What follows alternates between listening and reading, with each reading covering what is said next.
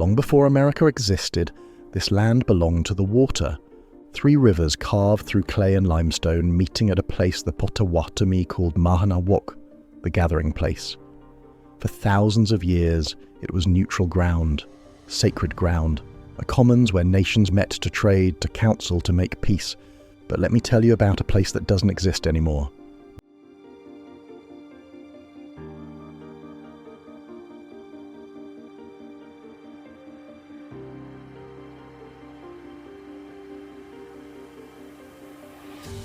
Jones Island. If you look at a map of Milwaukee today, you'll see a peninsula jutting into Lake Michigan, home to the city's sewage treatment plant. Unglamorous, industrial, forgotten. But 100 years ago, Jones Island was a different world. It was a coastal fishing village, home to Kashubian Poles, Pomeranian Germans, Scandinavian fishermen, a self-sustaining enclave that felt more like a European seaside hamlet than an American city. Wooden cottages, nets drying in the sun, the smell of smoked fish and salt air. Milwaukee at the time was chaos, horses everywhere, crowded streets, the stench of manure and coal smoke. But you could take a short ferry ride across the harbour to Jones Island and feel like you'd stepped into another century. Quiet, quaint, a world away. The geography was no accident. If you look at a map of the north coast of Poland, the Kashubian Peninsula looks almost identical to old Jones Island. The immigrants didn't just settle there, they recreated home. But in 1925, the city made a decision. Milwaukee's socialist mayor, Daniel Huan, invested in something revolutionary. The world's first large-scale sewage treatment plant. Clean water, public health, the kind of infrastructure that saves lives. And they built it on Jones Island. The village was demolished, the fishermen were relocated, the cottages were bulldozed.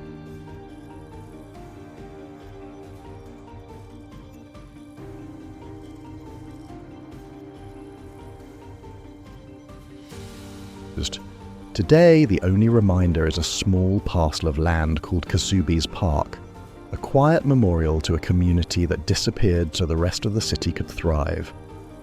You can still see Huan's legacy. The bridge that spans the treatment plant is named after him. Milwaukee's water is some of the cleanest in the nation because of decisions like this.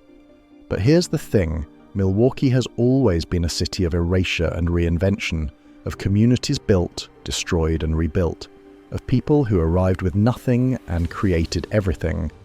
And the story of how that happened, it starts long before Jones Island, long before America.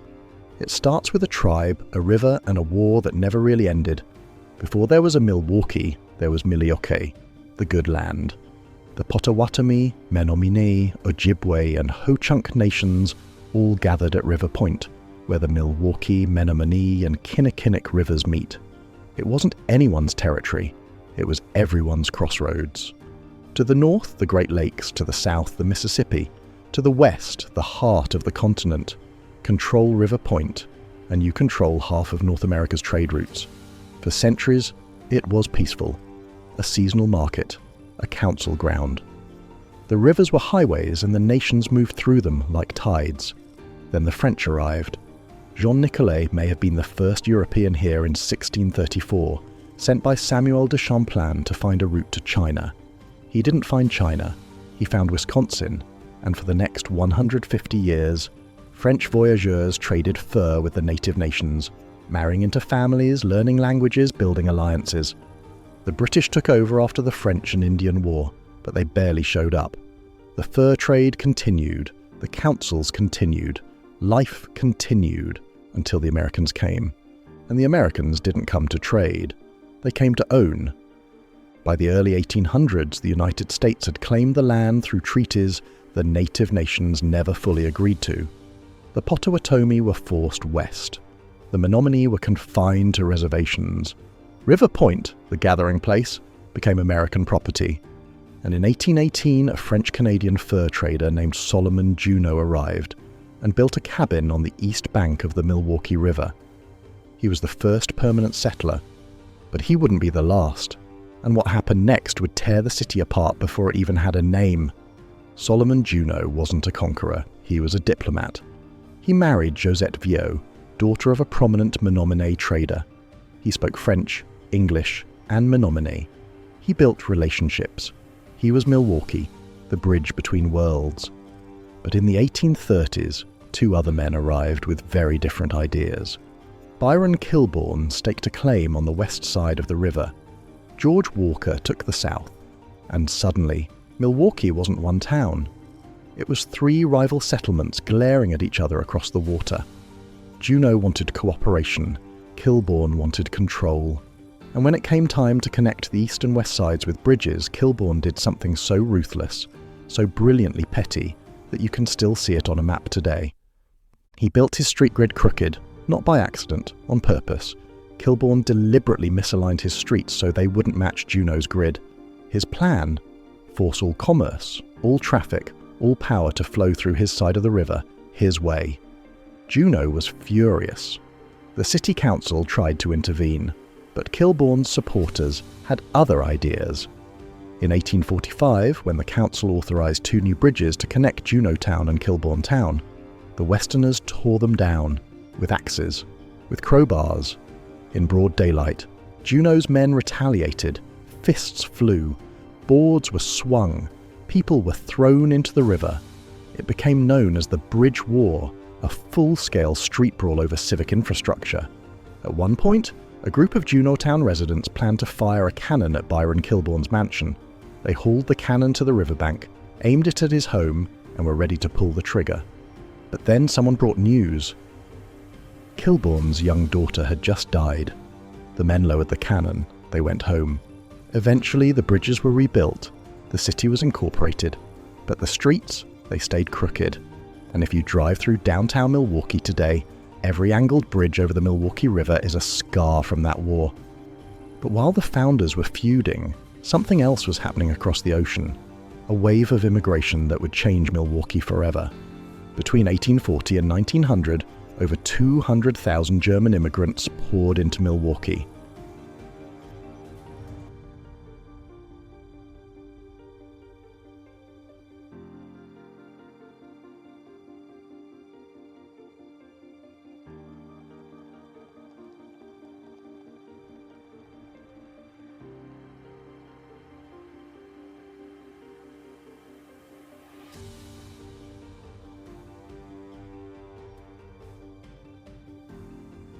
They brought breweries, Pabst, Schlitz, Miller, Blatz. But they also brought an idea. Gemeinschaft, community above self. Clean government, the public good. And in Milwaukee, that idea took root in a movement called sewer socialism. It sounds unglamorous, that's the point. Milwaukee's socialists didn't talk about revolution. They talked about sewers, paved streets, clean water, public parks, municipal ownership of utilities. They ran on competence, not ideology. And it worked. In 1910, Emil Seidel became the first socialist mayor of a major US city. He was followed by Daniel Huon, who served for 24 years, one of the longest mayoral terms in American history. Under Huon, Milwaukee became known as the best-governed city in America. They built the first public housing in the country. They expanded the port. They created a municipal water system so efficient that other cities copied it. Infant mortality dropped, education soared, corruption plummeted, and Juan's crowning achievement? The Jones Island sewage treatment plant, the first of its kind in the world. It destroyed a village, yes, but it saved thousands of lives. The city also operated public bathhouses, natatoria, where working-class families could bathe and swim. As indoor plumbing became common, the bathhouses gradually closed. The last one shut down in the late 1970s. And then something very Milwaukee happened. A restaurateur named J.J. Garlick bought the abandoned bathhouse and turned it into a restaurant. You could eat dinner in a disused public pool, with a live dolphin swimming in it. It went out of business pretty fast. The courts made them get rid of the dolphin because it wasn't being cared for properly. That's Milwaukee. Idealistic. Weird, ambitious, sometimes tragic, but always stubborn.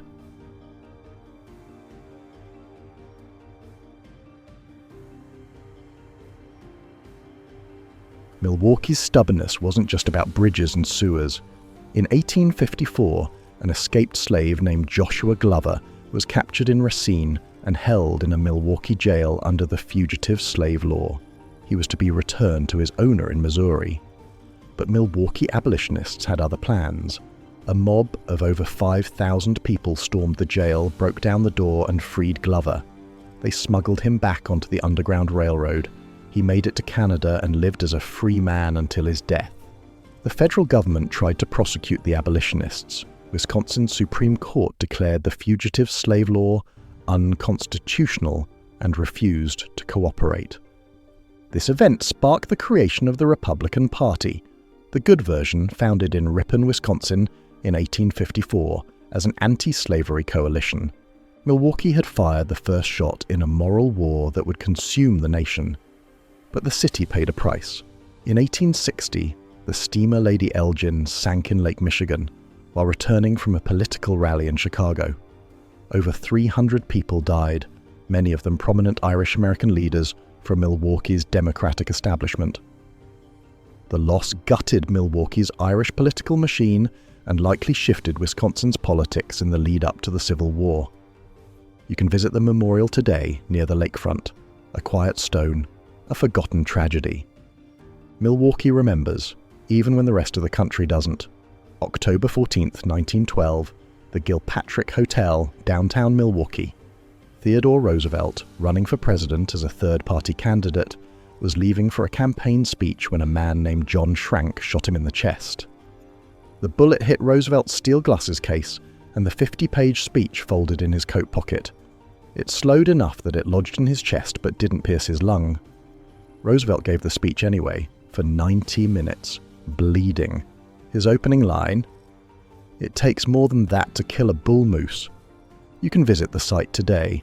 A plaque marks the spot where one of the toughest presidents in American history refused to die in Milwaukee. And speaking of Milwaukee exports, the QWERTY typewriter was invented here by Christopher Latham Scholes in the 1860s.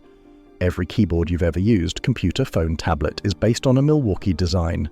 And Rudolph Hass, a Milwaukee mail carrier, grew the Hass avocado in California. Today, 95% of California avocados are Hass avocados. Milwaukee didn't just build itself, it built the world. They call Milwaukee the Cream City, not because of cheese, but because of clay. The clay beds along the Milwaukee River contain high levels of calcium and magnesium. When fired, they turn a soft, creamy yellow. Cream City brick became Milwaukee's signature, shipped across the Midwest to build theaters, train stations, factories, City Hall, the Pabst Brewery, hundreds of churches and mansions. Milwaukee glowed, but today the city faces new battles. Segregation remains among the worst in the nation.